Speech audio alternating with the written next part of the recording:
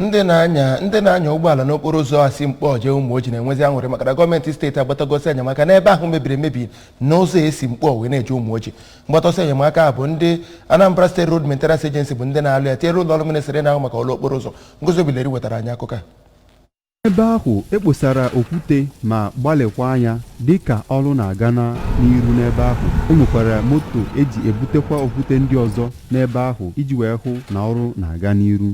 Ka a na-agba ya ajụjụ ọnụ, onye na-ahụ maka ama bụ injinia Azuka Egwu-Atụ kwuru na gọvanọ Chukwuma Soludo nwere obi mwute mgbe o nwetara ozi na ya bụ ụzọ bụzi nke anaghị agafe. Ya mere o ji wee nye gị iwu ka ha gaa n'ebe ahụ gaa hụ na emere ka ezi ahụ dị mma. Injinia Egwu-Atụ kwuru na ụzọ ahụ bụ nke ruru mita 12 n'obosara, mana ha na-achọ ka ha menye mita 8 n'ebe ndị ahụ mebisiri emebi ka e wee hụ na ụgbọala na-agakwa na ya mgbe a ga-emeche ya.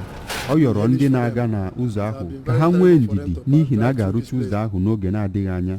Ụfọdụ ndị na-agafekwa n'ebe ahụ ndị gụnyere Maazị Emmanuel Nwankwọ ya nakwa Michael Chielu, ndị gosipụtara ihe mgbu ha na-agabiga na ya bụ ụzọ n'oge gara aga, kpere ekpere ka Chukwu na-agọzi gọvanọ Chukwuma Soludo. Ha gbakwara ya bụ gọvanọ ume ka ọ gaa n'iru na-arụ ezi ọrụ n'ihi na ha kwụ ya n'azụ chim chim.